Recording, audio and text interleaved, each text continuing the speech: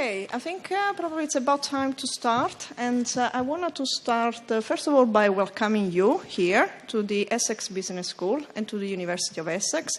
And probably I should introduce myself. I am Vanya Sena. I am an academic at the Essex Business School here, whose building is hosting us. And I'm also the director of the ESRC Business and Local Government Data Research Center, that is one of the centers organizing this series on big data and Talk Big Data series. Okay, so before I start, I should go through some housekeeping notices. I've been told that these are very important, and I can't leave them really at the end of my introduction. So, first of all, note that the discussion is filmed, so please be kind with your questions at the end, after the panel is presented. And this isn't American politics. Exactly. So, if you don't want to be filmed during the Q&A session, you should sit on the left side of the auditorium, which is my right-hand side, I've been told. Now, there are no planned alarm tests. This is actually quite important. So if there is a fire alarm, it simply means that we have to leave the auditorium because there is a real risk. In case of any emergencies, we have a fire exit located at each side of the auditorium. We need a bathroom. They are outside, of course, and they are you have to go through the foyer of the school and turn left. And if you need any assistance, the staff from the 3 centers is available for any questions that you may have. Staff is here on the front row, and there is Neil is there, and we have also other staff on the other side. And before we do enter into the interesting topic, I think what we want really to do is a bit of an exercise into understanding how much is known or understood here in this audience about big data. So you should have a clicker. Yes, everybody's got a clicker? Yeah, okay.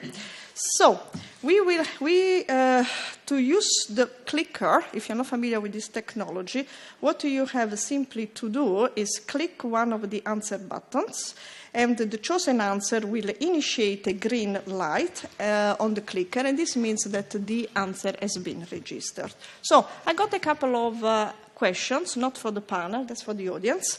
So first, let me know which of the following applies to you. Are you a student? If so, press A. Are you staff of the University of Essex? Press B. Are you working for the private sector? Press C. Are you working in the public sector? Press D. And press E if you are any other category.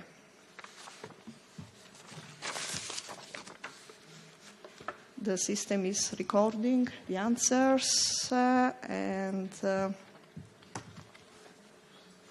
Okay, next question. Now, let us know how much you know about big data. And if you know a lot, press A. If you know a little, press B. And if you know anything at all, nothing at all, press C.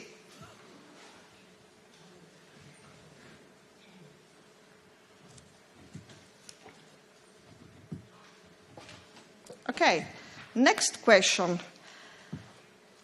Answer how much you feel you use big data in a business context.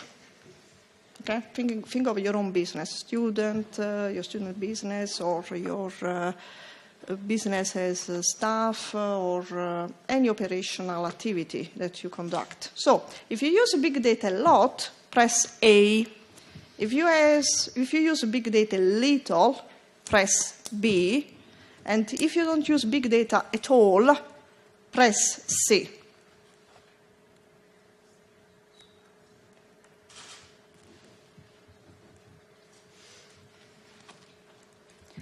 Okay, thank you very much for this little exercise. It helps us a lot to understand what type of audience we have, and it also helps us to calibrate future talks.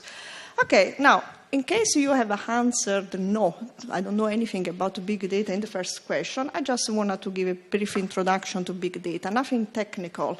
But this is a question that I have been asked so many times. So what is exactly big data? Starting from my husband and my daughter when I started working on this specific project. And the answer I give very simply is any type of data. Can be structured, can be unstructured, can be text, can be numbers, that in some sense we feel cannot be stored and analyzed using the standard techniques that come from social science. Okay?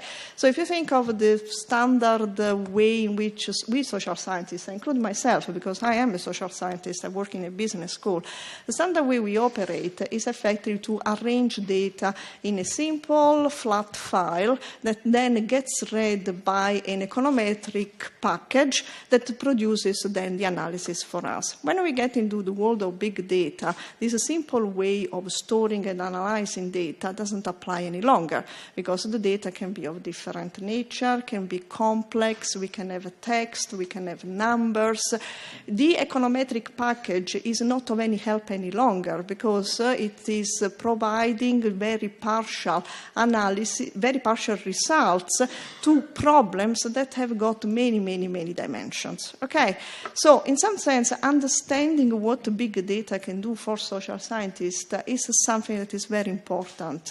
I think we are now in a position where simply going into the ONS website and downloading data and then do analysis won't be an option any longer in a couple of years. We will have to be familiar with APIs, with the relational data sets. We need to understand what are alternative ways of storing this data.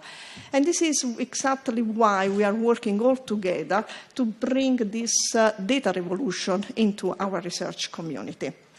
Now, today's talk is about big data in business, and in particular is about, are they a help to businesses or are they a hindrance?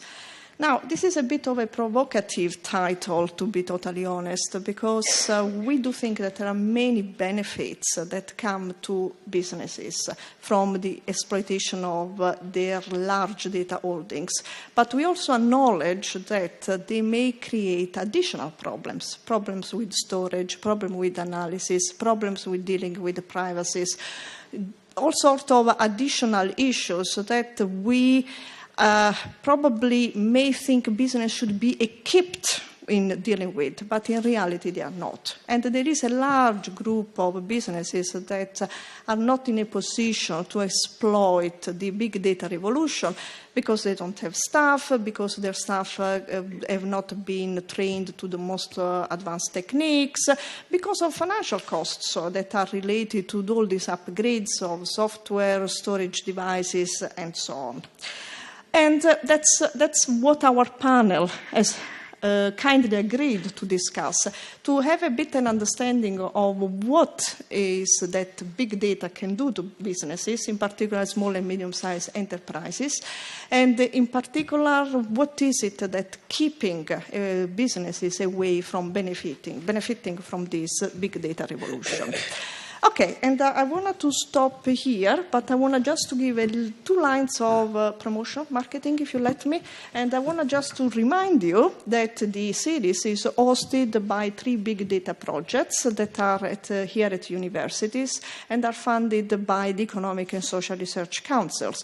So these are the Administrative Data Research Network here on my back, and the Business and Local Government Data Research Center, right there at the end. And then the Human Rights Big Data and Technology project that is led by Maurice there in the corner together with Lorna from the Law Faculty. Now, this is just 3 projects. These are the 3 projects that are funding that are supporting this series. In reality, we do have other initiatives around the universities that support the research around big data and research that uses big data. data. In particular, we have the Institute for Analytics and Data Science that is hosted on the Business Park, and we have the UK Data Archive and UK Data Service that provide the infrastructure to the research community for hosting and exploiting the big data.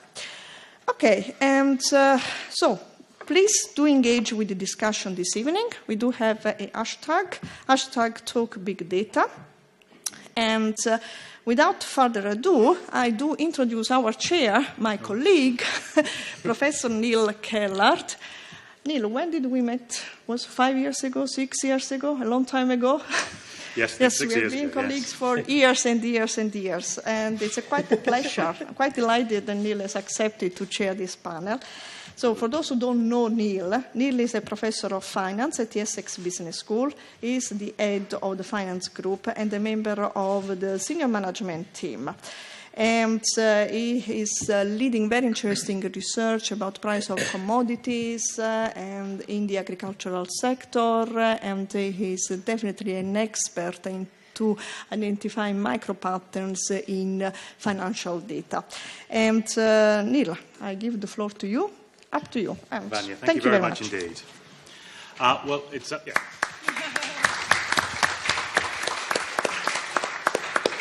Well, it's a pleasure to be able to chair this session. Just to explain a little bit about it, I've got 4 areas that I want to explore with the panel, and we're going to look at what is big data and their experience of it, how it works and how well it works, what are the risks of big data to businesses, and also what the future holds, which I think is probably an interesting question for all of us.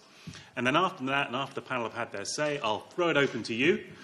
So as we're going along, write down your questions, think of your questions, and then we'll have some time where you can ask the panel the things that are on your mind, give your comments, give your questions. So hopefully it'll be a very interesting session. We can have some dialogue and also speak to our esteemed panel here. And so therefore, before we get started, I'd like to introduce them and thank them for coming along.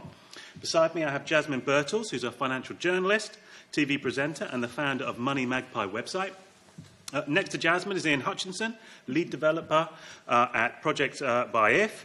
And on the end of the line, but certainly not the least, we have Helen Simpson, who's a professor of economics at the University of Bristol and an expert in industrial economics. So that's our panel. I think we should give them a round of applause.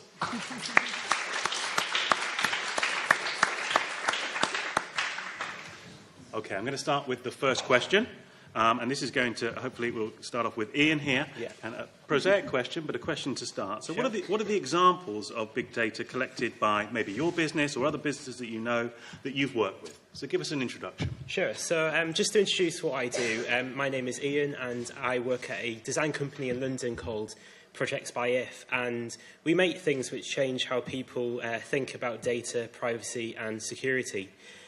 We do that through designing services with other organisations, public and private, and we also do research projects that kind of look at emerging needs that people have in different sectors. And I will have to make an admission, we don't directly work with big data, but we do create the means of which people interact with big data through businesses that offer services. And that's right, Ian. You can still stay. Very good, very good. But we talk a lot about something called consent models, and that means nothing to a lot of people. I can attest to that, but you've probably used them before. We talk about things like terms and conditions, which if you've signed up to a service, if you've installed a piece of software, you get presented with this rather large sort of 20-page long sort of roll of legalese, and within that sort of statement of legalese, you learn, or you're supposed to learn, about the way that you engage with these services and how they use your information, how they use your data. But let's be honest, no one reads these. You know, we go in, we press accept, and we just get on with it. And the problem there is that we don't really understand how our personal information, how our data is engaged with these services. And, you know, these days, more and more through things like, you know, the emergence of more digital services, through the emergences of Internet of Things devices, which measure, very intimate things about our environment and our bodies, we don't really understand what's happening with our data. So what we do is we design some of these better models, which kind of create a two-way conversation between consumers, people that create data, and the businesses which use it for their business purposes. And we've created a catalogue of these different sort of design patterns which allow users to have more sort of stronger consent. And I'll probably talk about some of these in the rest of this panel, but we sort of focus on creating better trust between the people that use services and businesses themselves. And that has a great advantage because you're more likely to engage with a business if you trust it more. Absolutely. Thank you. Really interesting introduction. Helen, sort of the same question to you in terms of your experience of big data within your work. Okay. So I'm obviously an academic. I used to work with what we might call large-scale administrative data sets, so things like data collected by the Office for National Statistics on the population of businesses in the UK. That really isn't big data anymore. It was when I first started operating with a couple of million observations. But what I think is more useful for me to highlight is some of the more sort of cutting-edge research which economists are now doing with what we really might mean by big data. So there are people now working with private sector organisations, so organisations like eBay, to try and use the data that they hold to better understand things like consumer behaviour. So there are people working, with data which contains every single click that you make when you go on a website, understanding how you browse, understanding what you ultimately purchase, and what determines what you ultimately purchase. So is it price, is it the seller's reputation, and understanding issues such as how consumers search for goods and how much price matters relative to reputation. Also, there's people using data from online charitable giving websites to do some very interesting research to understand what motivates people's donation patterns. Is it seeing your friend asking for a donation? Even some research sort of looking at whether men indeed give very high levels of donations when the person asking for a donation is a relatively attractive female versus a relatively unattractive female or indeed a man. And there's also sort of people looking at, connecting online giving databases to Facebook and looking at how many Facebook friends you have, and does that influence the amount of donation that you get. It's people wanting to work with online recruitment agencies to understand things like how people search for jobs. And I think this type of exercise can be useful, sort of combining economic theory with these big data sets. Some of these data sets, I think, can also, in a way, compete with some of the things that government agencies do. So people who have data on online recruitment, for example, they have real-time information about the current state of the labour market, which could be potentially exploited to provide, data telling you about employment conditions, perhaps much faster than institutes such as the Office for National Statistics can produce them. So I think there's a whole range of areas where economists are working with kind of real-time big data to understand lots of nuances of consumer behaviour. Excellent, thank you very much. We're definitely going to go and come back and look at the sort of this behavioural map that now can be made of us in terms of online behaviour and in terms of nowcasting and things like that. We'll talk about that later. But before we do, Jasmine, your experience of big data and the things you'd like to tell the audience as an introduction. Well, as a personal finance journalist, I'm interested in big data from the point of view, really, more of the consumer, in a sense, than businesses. I'm interested to know if it does already, and if it will create a better value for the customer, something that's more personalised, more targeted, something that fits their needs better, or does it actually create an inequality of income between businesses and the consumer, particularly when it comes to financial companies, mortgage companies, banks, lending companies, etc.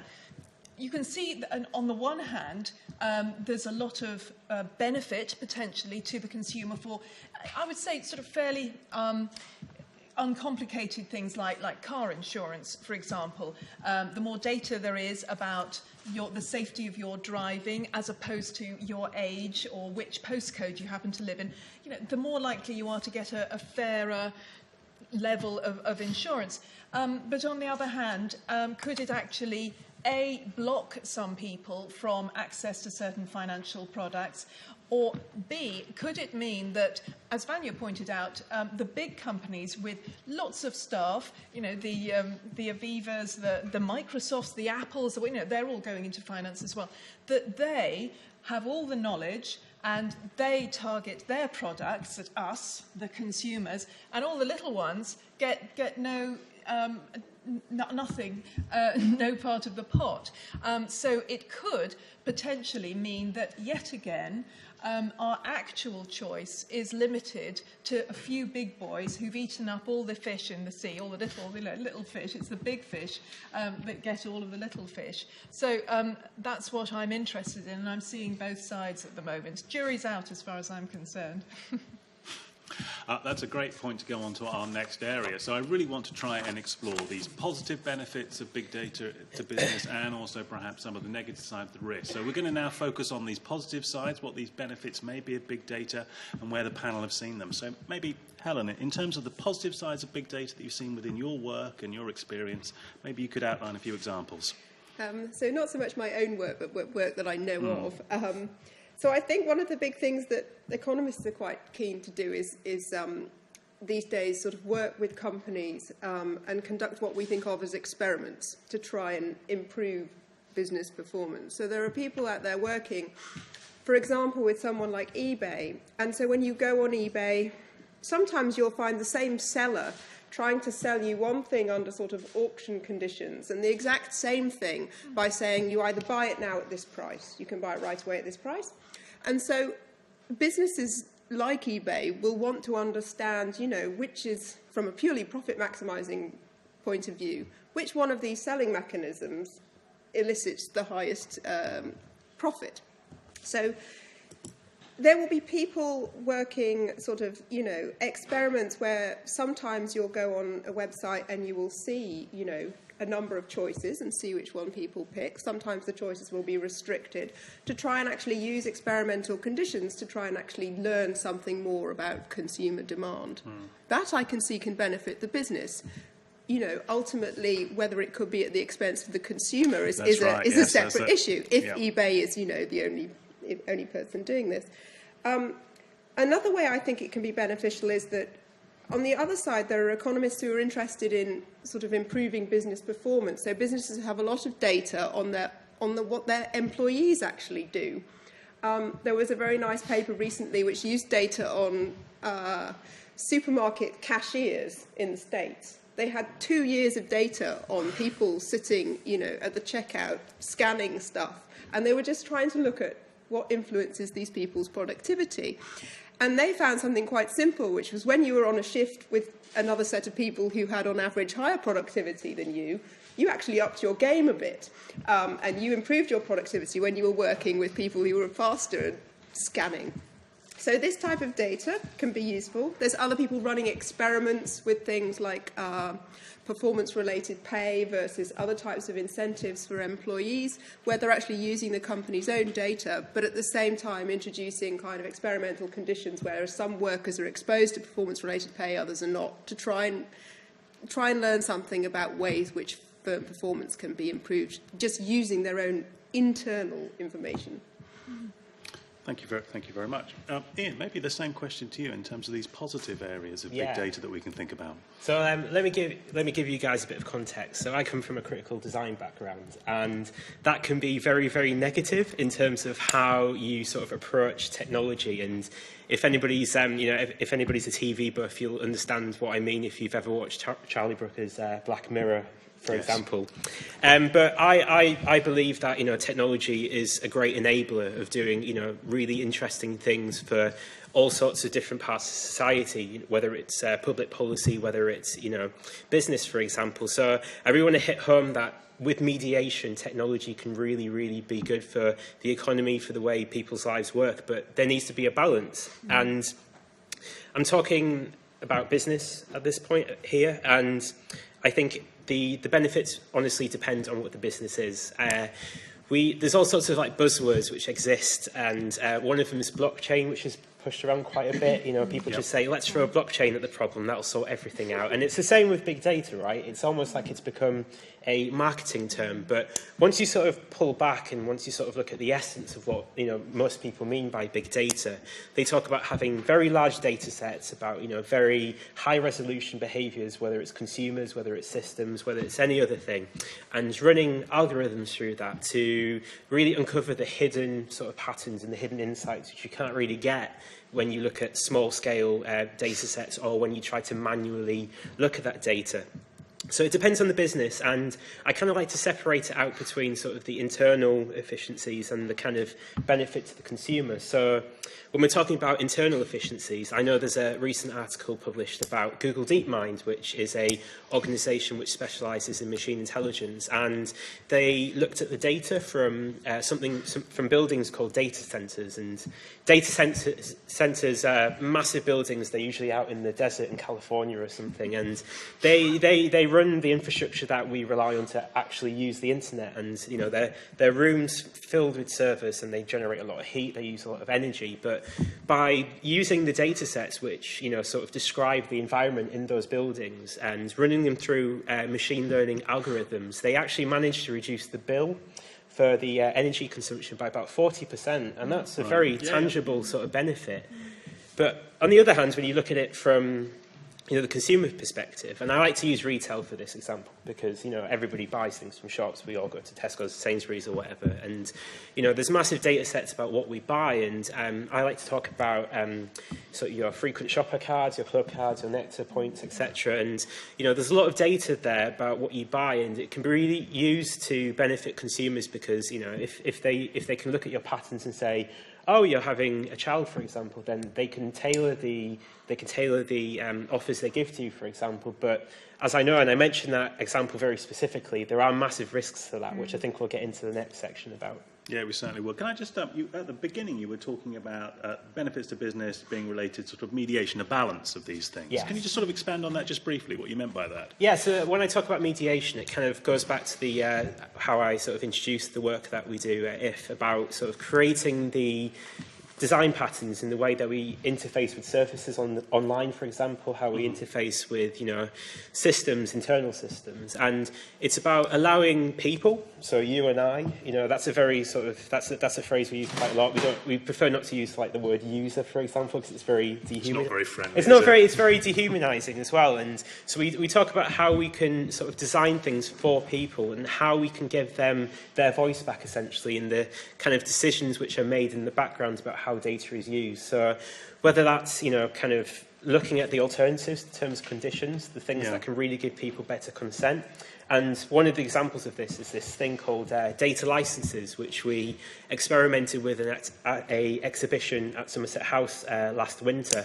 And instead of saying, do you accept the terms and conditions, we say, okay, we have your data. Do you want it to be used, or do you want it not to be used? Or do you want it to be public, or do you want it to be private? Or do you want it to be somewhere in between where you can choose the specific uses of that data? And about 15,000 people use this sort of installation, and we found just over 50% of people were really keen to share their data in whatever context, but if they have the choice of exactly how to do that. And it's in a very sort of specific context of location data. So, if you use like a travel card, your home data, if you use a Nest or a Fitbit for your health data. So we gave people the choice to sort of decide on which information they want to set the terms of use for. And then we asked, okay, do you want to share it with commercial entities or just non-profits? Do you want to share it with all government, local government, or no government? And an interesting thing in research as well is if you have a group of organisations working towards a similar goal, for example, in medical research, you could then say it's okay for you to share this data with people that are working on similar goals with you. And that really helps sort of break down the way that you sort of move your data around in terms of how it's used in services. And people, I think, really responded well to that. So that's what we're trying to do more of at Projects by IF, create tools and services which incorporate thinking like that so people have better consent, have better say of how their information is used. Yes, I think in terms of trying to overcome this wedge between a company and, as you say, people, something like that, a kind of dialogue that people can have, it sounds very, very interesting. If we can then come on to consumers a bit, Jasmine, in terms of where you think maybe consumers have been impaired, where they've been benefited by big data as you know it. What would you say in particular? Yeah, I think in a sense it's sort of, as I've been mentioning earlier, it is really the increase of knowledge and sort of more granular information about people's behaviours, what they're really like, whether they really can afford a particular mortgage, even though it might look from their tax returns that they can't. You can tell from their actual behaviours, from their spending patterns, that they probably could.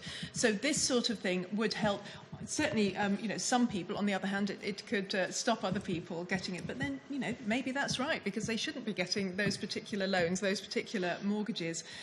I think what it could do, if businesses were able to think in a different way, is it could enable them to find better deals here and there. But this is part of the problem with business and consumer. The more a business knows about a consumer, if it were a charity, it might say, for example, gas and electricity company, it might see a lot of information about a particular area and think, well, actually, the best thing for you to do is to go to our competitor over there, because they're really much better for you. Of course, they're not going to do that.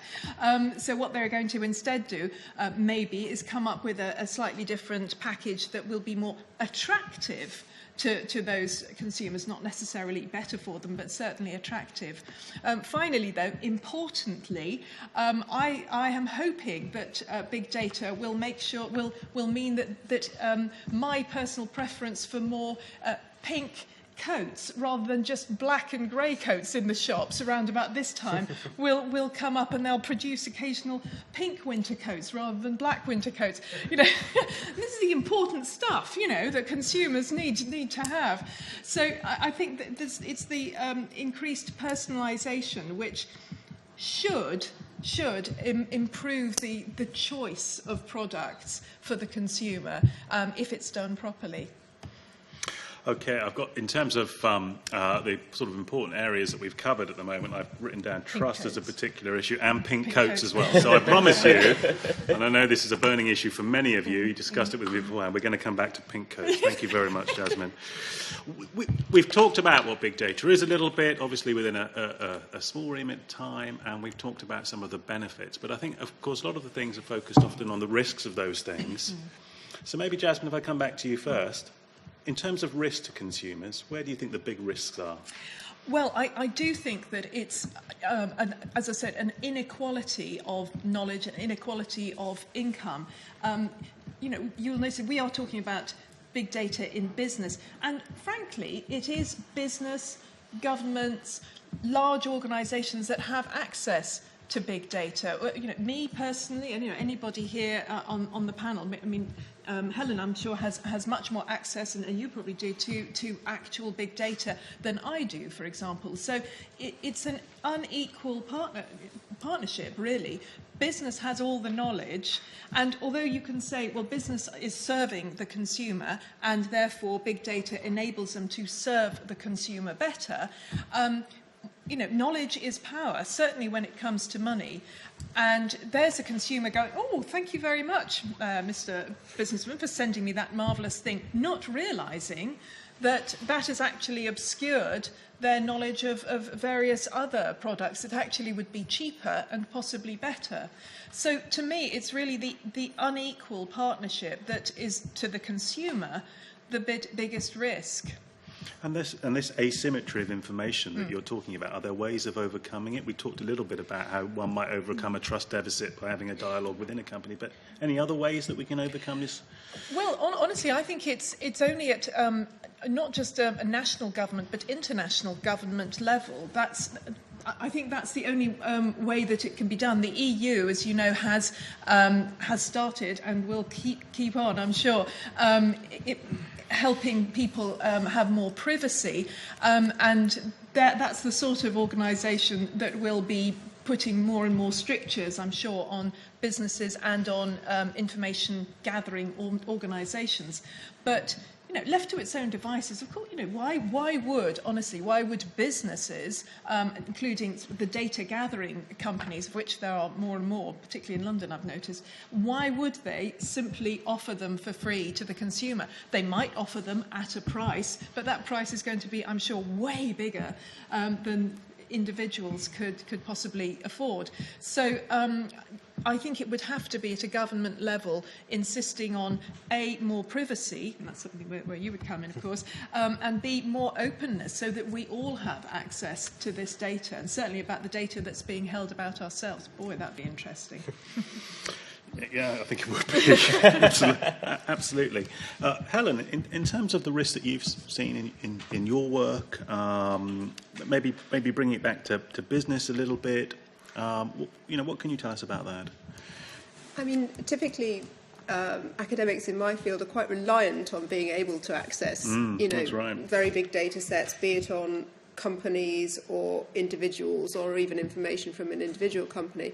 But we typically operate under pretty strict rules to ensure, anonymity. Any results that we publish from our research go through pretty strict procedures in terms of, never revealing anything about an individual business or indeed an individual person.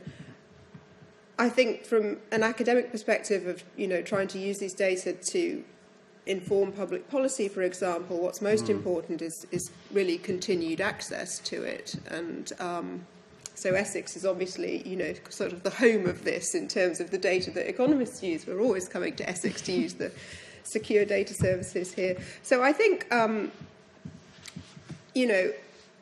if we're going to start using data more from private sector businesses, this is a kind of new area for some academics, negotiating with private sector businesses in terms of ensuring anonymity of private sector data as opposed to governmental data. And indeed for private sector businesses, if they're thinking of sharing their data with academics, they also then presumably have to think about how they, let the consumers who are providing this data know that they're doing that. And academics also like to link data sets together. So you could give me one data set which is perfectly anonymized, but in principle I could then link it to another one. So I think thinking through these types of things from an academic perspective to ensure that the data is still available to us, but also ensuring that people are willing to provide it. I think these recent issues about, should everyone's health records be made available is kind of the key thing, from a point of view of learning about, improving medical treatment, great. But everyone sort of sits there thinking, do I really want my entire medical history to be made available to a researcher? Because as we know, data never, ever gets leaked. Oh, God, yes. Never, ever, ever gets leaked. It's always right. It's always right. Helen, thank you very, very much. Ian, the risks in risks in the system. You're hinting at it earlier on. Yeah, so... full vent to it. Thank you. I love having this opportunity to vent about the risks. Yeah, please do. So there's, on the top, and we kind of alluded to this just now, is, the whole sort of information security risk. So, there's been massive leaks of data in the past. The most recent one, the biggest one in the history of the internet, was something like 500 million records from Yahoo. People in the UK might remember the TalkTalk leak last year as well. But I kind of want to talk about the sort of the idea of profiling, and this is something that you alluded to, Jasmine, and this idea of like what do companies know about you.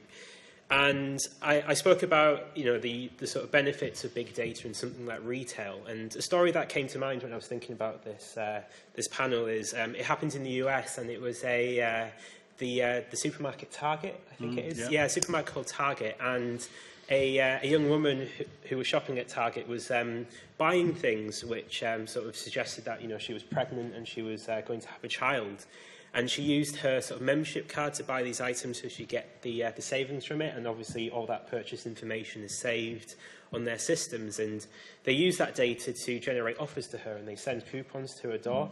And what happened was, she didn't want her father to know that she was pregnant, and her father, got these coupons which had been generated on the back of this open data. So, they were very, and that caused a lot of sort of family problems for them, and it was a big story a couple of years ago. And this idea of profiling is something which is actually, being targeted by something called the GDPR. It's the General Data Protection Regulation, and it's a bit of EU legislation which is coming out in 2017. I'm going to avoid the Brexit talk. I don't want to do any of that. We're going to come to Brexit in a little bit.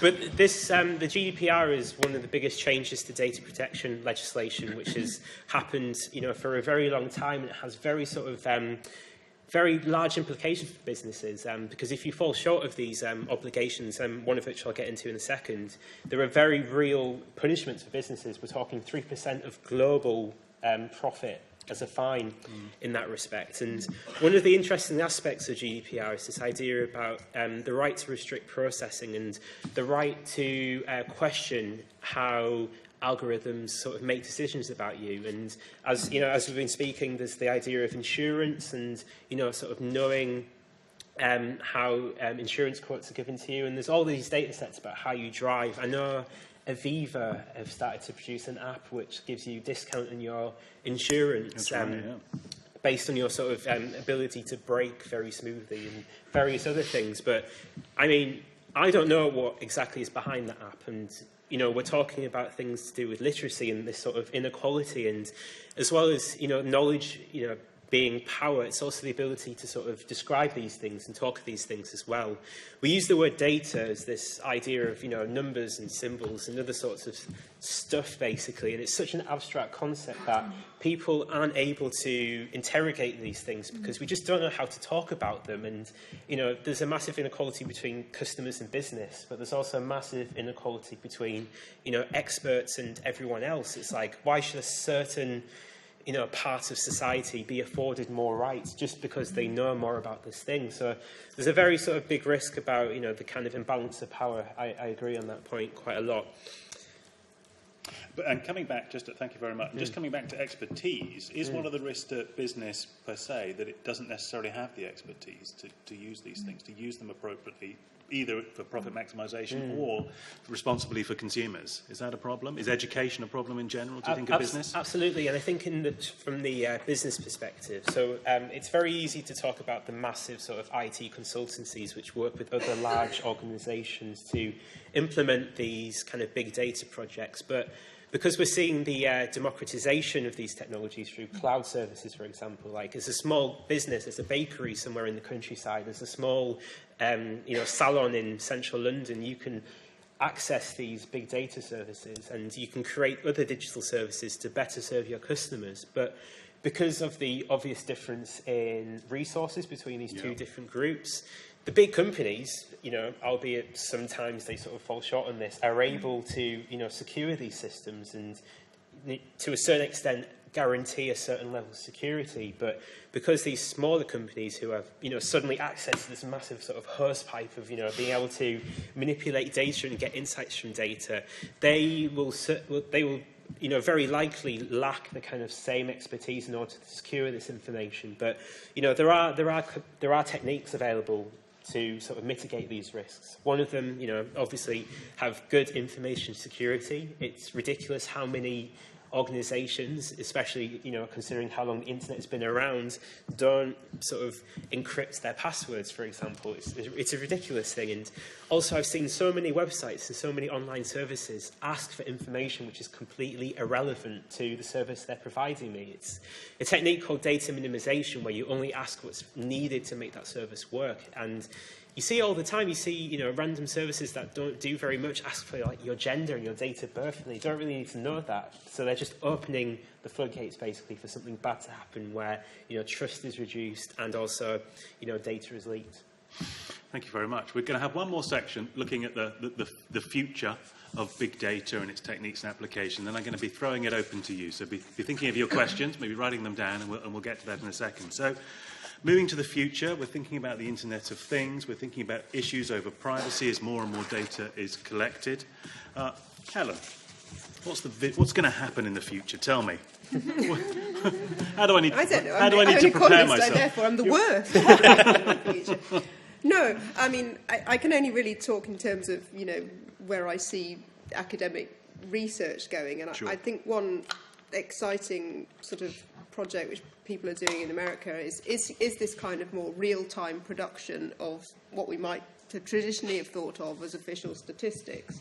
So using big websites, you can look at price changes and you might be able to produce something like a consumer price index on literally a daily basis, as opposed to waiting for some figures to come out from the government, which are then updated a month later and, oh, they're slightly adjusted because they were a bit wrong.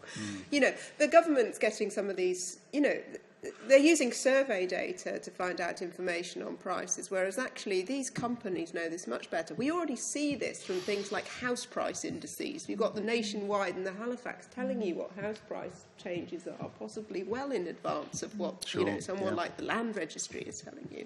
And in some countries, this project, it actually turns out that some of the government statistics on what's happening to something like inflation, you know, could be really quite wrong. And actually, if you use data from actual people's purchases in real time, you know, in a lot of countries we have complete trust in government statistics, but that's not always the case around the world. So I think there's some quite exciting things to be done in terms of producing more real-time indicators, particularly, you know, I'm going to mention Brexit, but I'm not going to talk about it. You know, after Brexit, you want to know things like, are non-UK EU nationals still applying for jobs here at the same rate as they used to do so?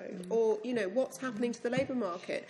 And people have produced statistics from online recruitment agencies and can very quickly say, how are employers responding to Brexit, and how are potential employees responding to Brexit in terms of job applications or how they write their job adverts? And so this kind of real-time use of big data to me seems quite exciting. I think it's very exciting. I do. Oh, yeah, absolutely.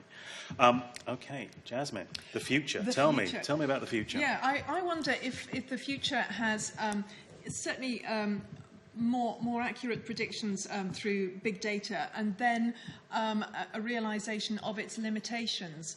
Because although big data, I think, can go pretty granular, I don't think there will, personally, I don't think there will ever be a time when big data will get it right all the time. I think it'll get it very wrong, because it's the nature of nature. It's the nature of human beings. We are in many ways creatures of habit, certainly. We have a lot of boring similarities. We think our own thoughts, but a lot of the time we don't. We just think, you know, what's going on in the world generally. But at the same time, we throw in spanners in the works. It happens so often in so much. I mean, this building, I'm sure, was built with all sorts of data, and then, you know, nature comes in and goes, actually, no, I'm going to do this. So I think we will see its limitations. What I also am concerned about, actually, with big data is that it will create its own reality. Because if you assume that you are predicting what somebody is going to think and want, it might actually not be. But if you, as you say, if you send somebody vouchers for certain things which actually they wouldn't have thought of getting, they might get the vouchers and go, oh, actually, yes, I do. Or, you know, if you tell people that they are a something, if you keep saying to somebody, yeah, you're old, you know, you're really, oh, boy, you're old. And you're 45. But actually, you know, oh, you're old. You go, actually, do you know, so I think that this is what I keep going to the risks, you know, the downsides. But I do think that if big data does take over, it will tell us what we want, so, rather than us actually thinking, yeah, do you know, I really want to do this, and it going, as it happens, we've just thought of this for you, here it is. So that's one of my concerns. I mean, I suppose as we're all more linked, you can get a collective mindset, can't you? As we're less separate, we come together, we think as one. We've seen that in pockets like the financial industry, where people who are educated together think very similar, do the same things, can result in good and sometimes bad actions. So that is a very real risk. Thank you very much. Ian, Internet of Things, the future. Yeah. Where's it all going? It's exciting, isn't it? It's exciting, but also very, very terrifying in certain respects, as long as we think about how we design this for people. So you mentioned IoT. I think the future of big data is that it's going to get even bigger, because we have new devices, we have things that live in our homes, live in our wrists, live in, you know, equipment and tools which, you know, never used to have this kind of sort of connection to the internet where new data sets can be created. So there's definitely the potential and growth of big data sets. Something that I've sort of slightly alluded to earlier today is this idea of hacks and leaks, and there's only going to be an increase in this because, let's face it, there are new actors in the sort of area of cybercrime. We're talking about cyber warfare sometimes, state-sponsored hacking. These are things which are starting to become more and more common. I talked about how small businesses as well will also start to move into the area of big data, and I talked about some of the security implications of that. And especially in IoT, we have a lot of small startup companies creating devices, IoT devices, and they kind of lack the security which the bigger players have because they're trying to move really quickly and agilely. The technology is really easy to build, but it's also very difficult to secure this as well. And finally, I think this is the hope that I think as a public, as a society, we're going to have bigger and bigger expectations for privacy and security. Later this year, I think it's already come out in the US, there's the film about the Edward Snowden affair. And, just the fact that there's a film about something so niche like, hacking and cyber warfare and, the leaking of private data just kind of shows how much we've moved forward as a society in terms of how we kind of expect our privacy to be respected, our human rights to be, have this right to privacy and the kind of ethical framework around that. And, legislation is going to follow as well. Like I said, GDPR is coming, like it or not, in, 2017. And that really sort of, puts us in a good step towards, working towards a more sort of private and secure ecosystem. But I think there's a lot of work to be done, and one of the main problems in that is that businesses need to treat this as a design problem. It kind of originally came out as kind of like a legal problem, like you sort of stuck the terms and conditions on at the end, lawyers were happy and it's fine, but we really need to treat this as a design problem, and that's capturing things like being able to create that two-way conversation between consumers and businesses. And it's really thinking about, on the technical level as well, how do you design this in the best way that respects people's privacy and increases security as well. Thank you very much, and thank you to the panel. We've covered a number of areas, haven't we, over the last 35, 40 minutes. We've talked about trust and ethics in big data. We've talked about improving business performance and sometimes benefits to consumers and risk to consumers. We've talked about nowcasting in various different aspects, that being able to follow things in real time. And we've talked about the need for expertise. But right now, we've heard from the panel. I'd like to hear from you. And so if you've got comments, that's fine. We've got thoughts, questions, please. We've got a roving mic, I think, somewhere. So you don't... here it comes.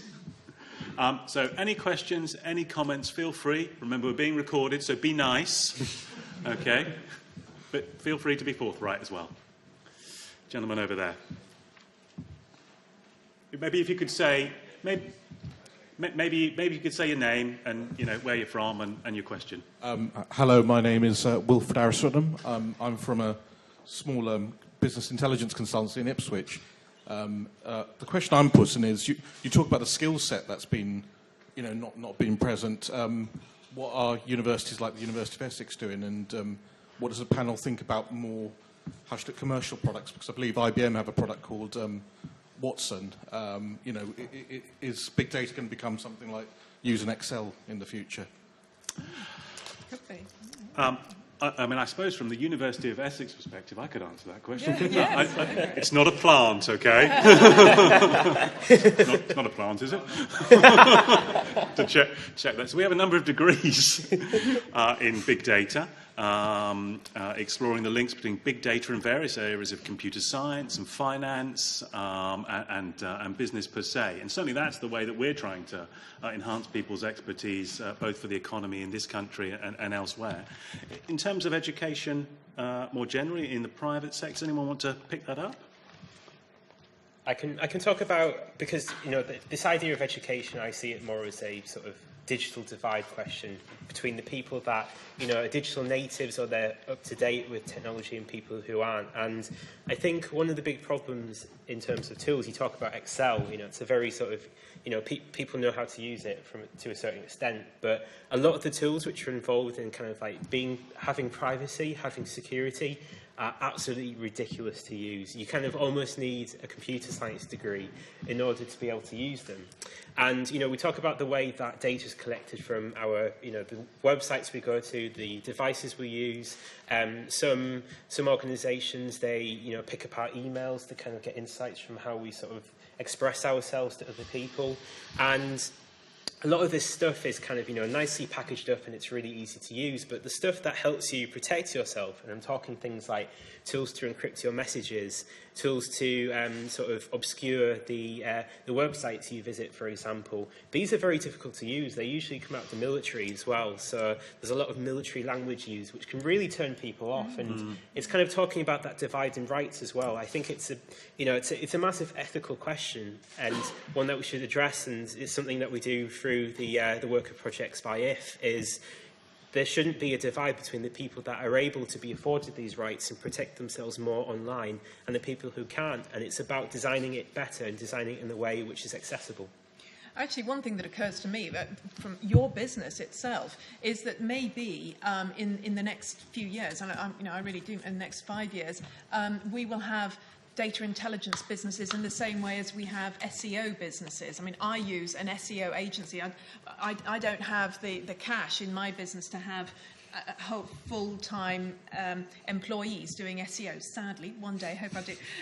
But I can use an agency, you know, here and there. So I'm guessing that there will be more agencies like yours that small businesses can go to and say, give me the data, I'll give you, you know, one project, just give me the data, and then they go off, I'm guessing.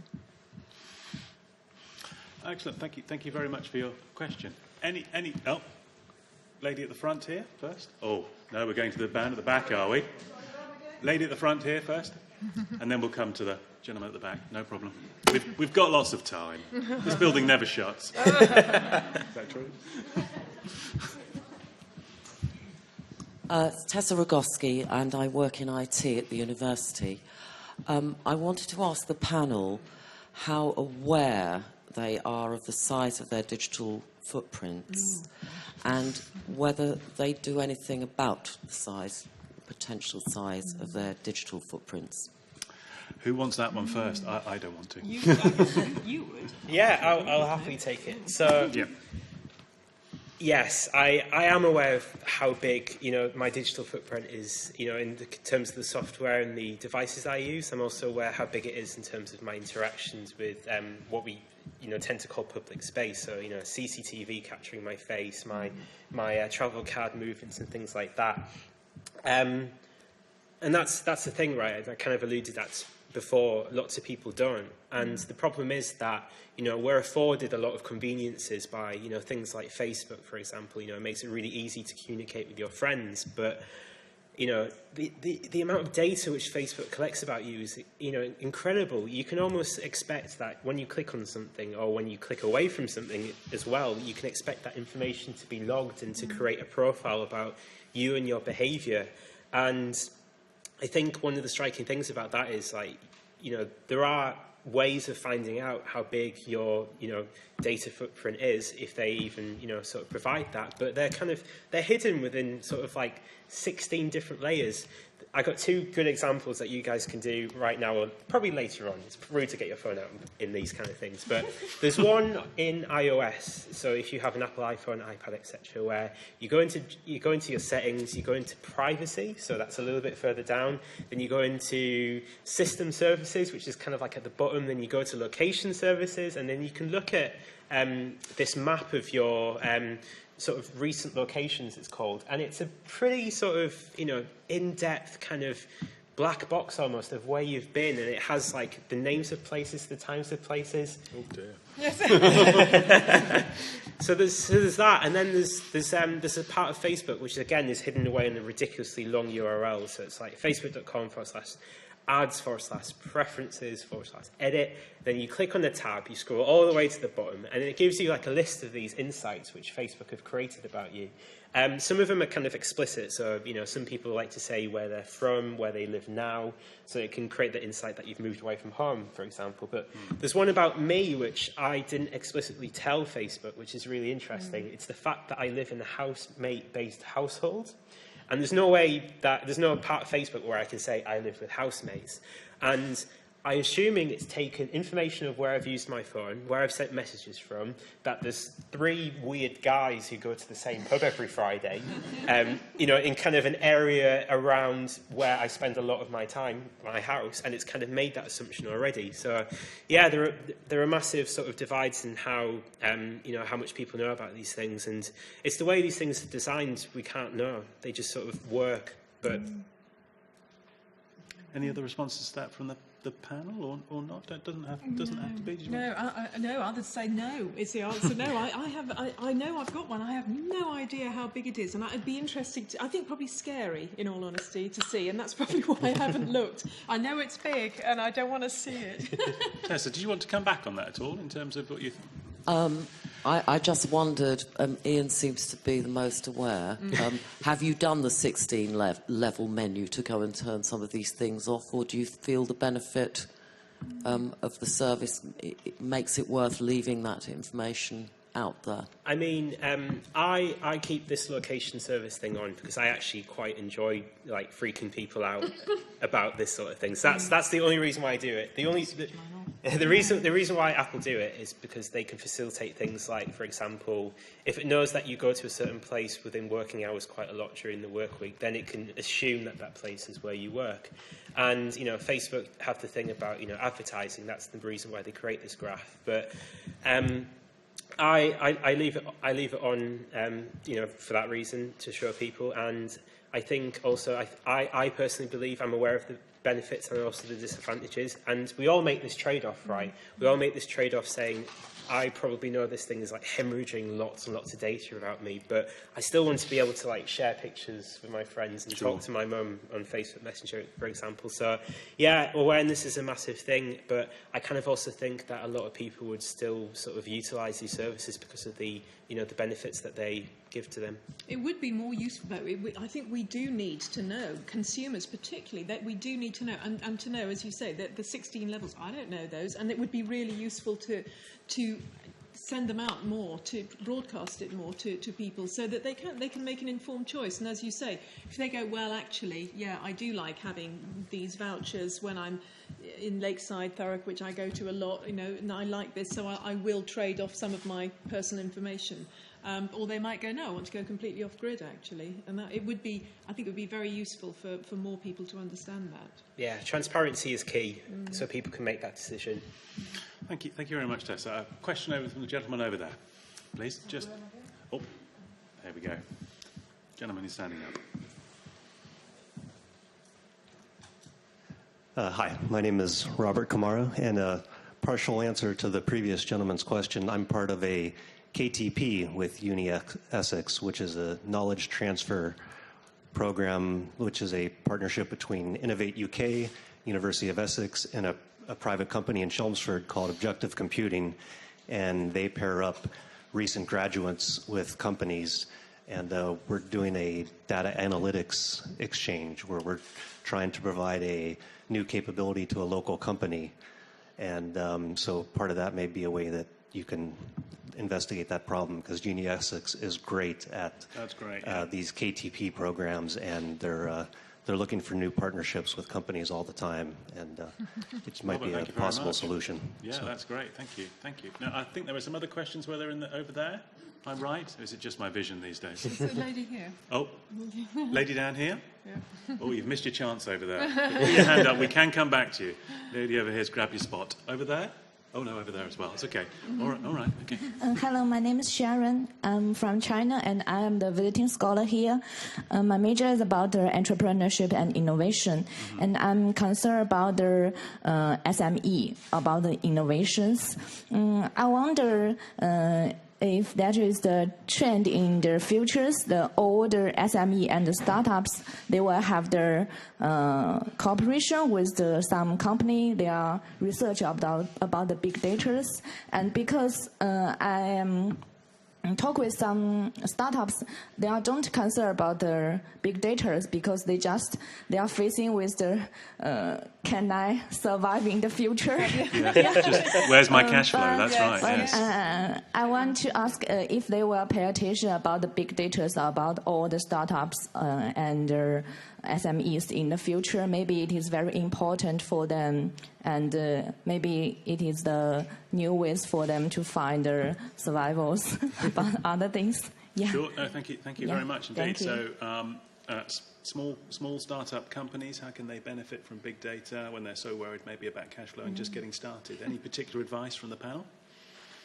I can talk about startups because we've done a lot of work with startups, and a lot of the conversations we have is in terms of like utilising their customers' data is like we haven't figured out how to engage with them. We just do the default thing of like sticking terms and conditions on the thing and just being done with it. And I think that's one of the main sort of issues about sort of small businesses, SMEs, kind of collecting more data, is that this idea of how you engage with your customers has almost been reduced to like an issue of compliance and the thing that you kind of stick on the ends just to keep the lawyers happy. And one of the bits of work that we've been doing at IF is kind of formalising these patterns which you can use to get consent from people. We call it the data permissions catalogue, and it's essentially a way that we don't take ownership of this whatsoever, right? We think this is an open conversation.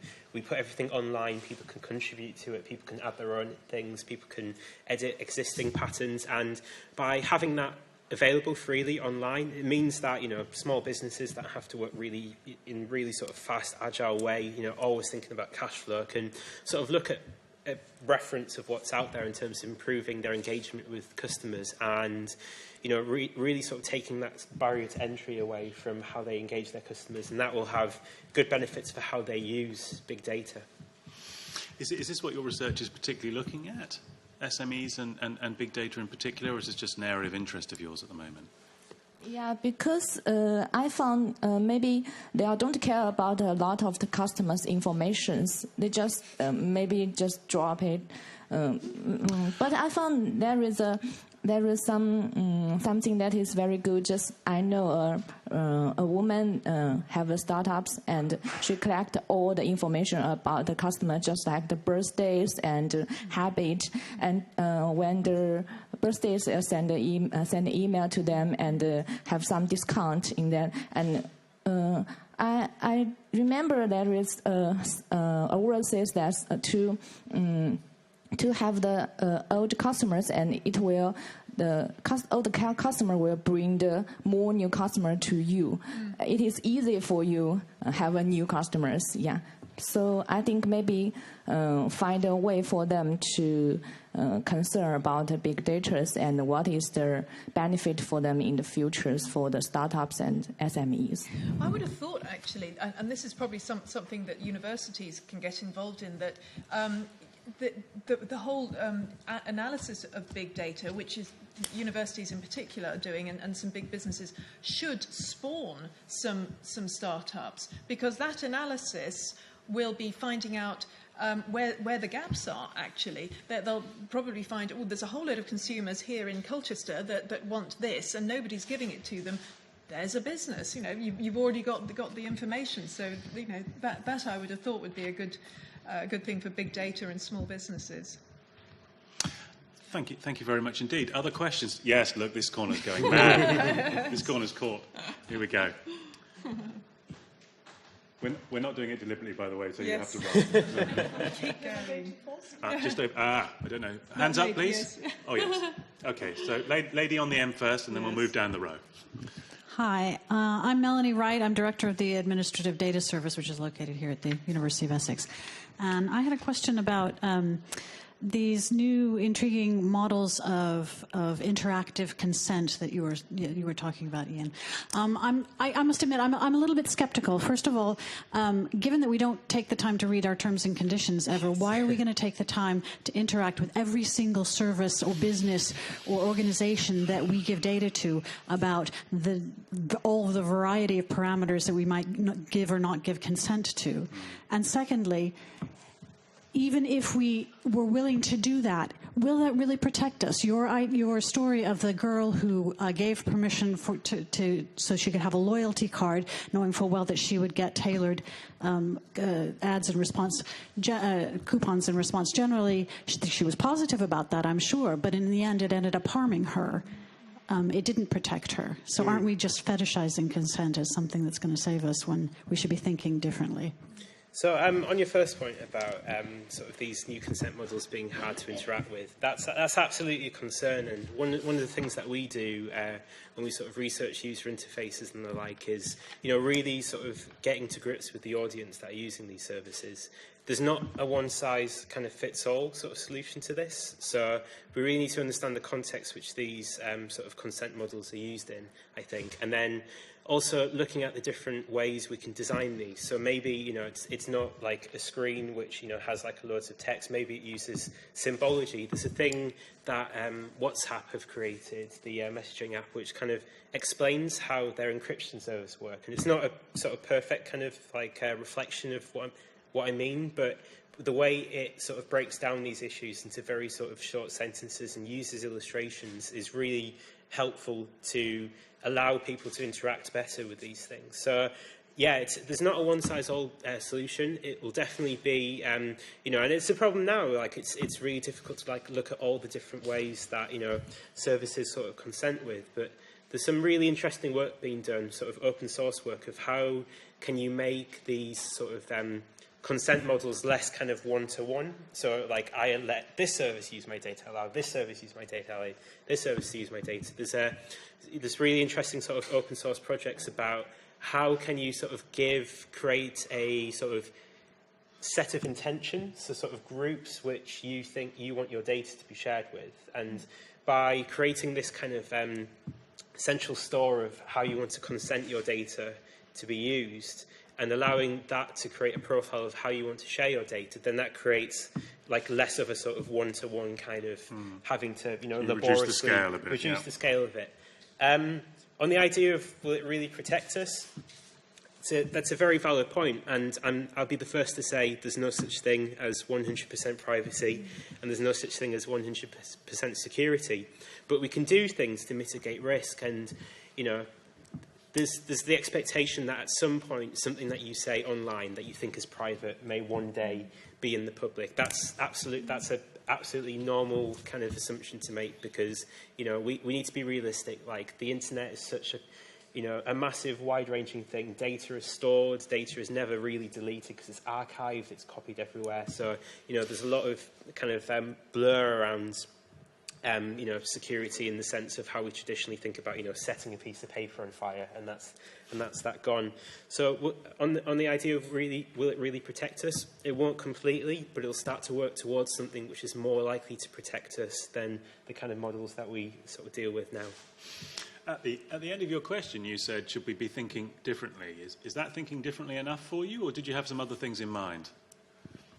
Or was it a throwaway thing? That's okay if it was. No, I don't have the answers. I don't have the answers, but I am intrigued by it, because I think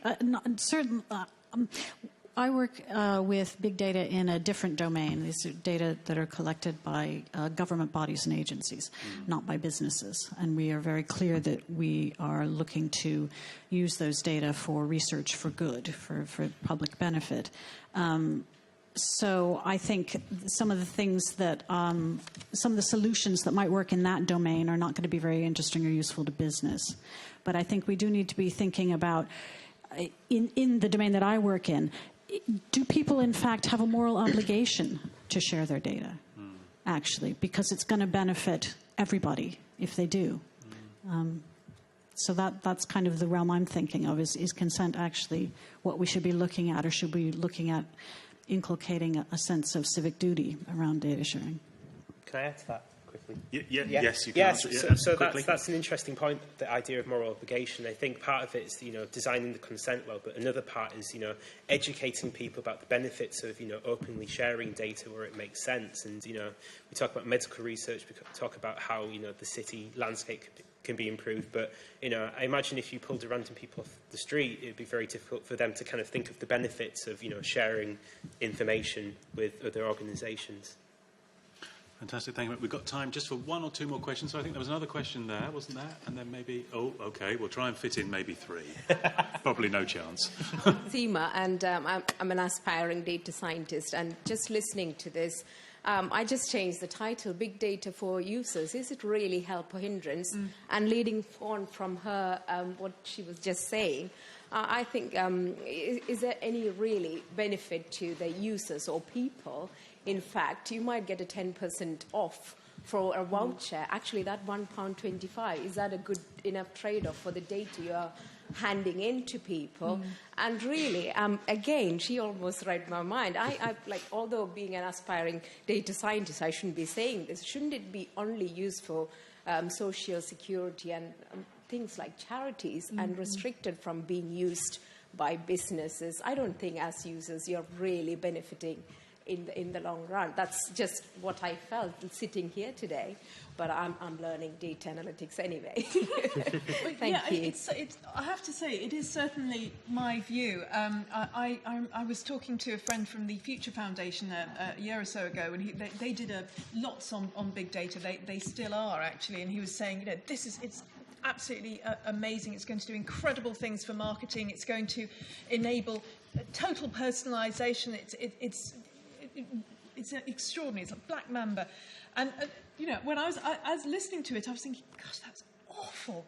Oh, that's really awful. Terrible. In so many ways. I know you've got another session later on talking about, another day talking about it from legal, moral point of view. But, as I was saying earlier, I do think that it can create its own reality, and particularly, actually, in the field of medicine. We are extremely suggestible creatures, and if they collate all sorts of medical data and say, oh, you're this age, you're going to get this, you're a male, you're at this age, you live in the right, you're going to get this. It's quite possible people go, oh yeah, and I've got it. It's there. I've got, it's incredibly dangerous, and I'm not even starting on the whole. The political side, you can see a time where Amazon finds that you've just emailed somebody saying that you didn't think Hitler had gone far enough. So have you thought of reading Donald Trump's best speeches? Here's the book. So if you're targeting, you're going to increase people's prejudices rather than you're possibly going to reverse a liberal education. It seems to me, but that's maybe me getting excitable. Before we move on to why and other things, I know there are a couple more questions. People had their hands up, so we just try and get to those. One at the back there. Yes. Gentleman there, and maybe the gentleman there, and then maybe. I'd like to. We'll see how we do. Good evening. My name is Magdalia. I'm in Essex Business School. I can see the conversation is going a bit. Criticism towards big data and... Bring us back to a more positive light. No, not actually my intention. On to another question. No, I'm using big data in various projects, and actually it is my lucky research area, so I am with big data, but it is actually what I can sense from the criticism of big data, and I would like to explore more about the inequality between businesses, because I'm looking for business to business and in supply chain, and we can see that business to business, each one of them could get access to big data, and how that will be linked with fair competition, because both of them got access to big data, and maybe they have the resources to have access to big data. So is it the legalization that it is behind with commercial laws, that they are not actually with the speed of how businesses are using big data, and the legalization is still behind? What is your thought about that? Thank you. Financial perspective, is regulation behind in terms of things? Yes, I think regulation's usually behind in terms of things. Certainly in this country, we have, as you know, the FCA, and it used to be the FSA, and the problem that it has is that it's kind of poacher and gamekeeper at the same time. They're trying to help the financial companies, but at the same time regulate them, and that is very difficult. They don't want to. Our financial arena is extremely important to this country, so they don't want to dampen it, but at the same time, consumers are being ripped off on a daily basis, certainly when it comes to investing and even sort of day-to-day stuff like insurance.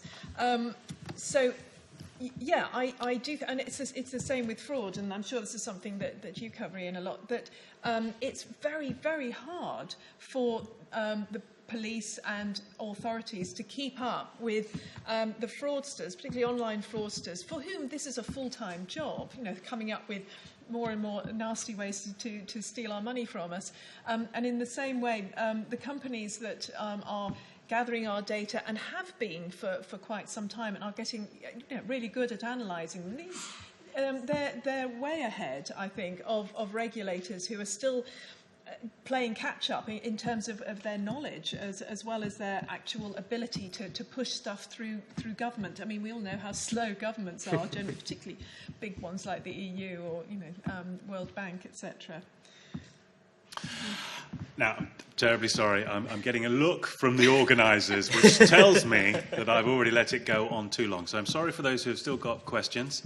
I'm sure there are many questions and ideas out there. We are going to have drinks and nibbles afterwards, so please come and talk to the panel and share your ideas. But for now, I wonder if we could just put our hands together and thank the panel for their contribution.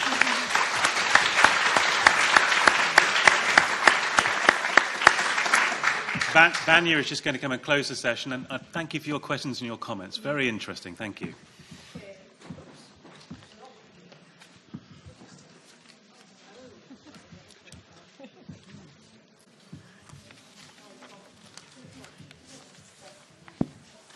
Okay, now it's okay.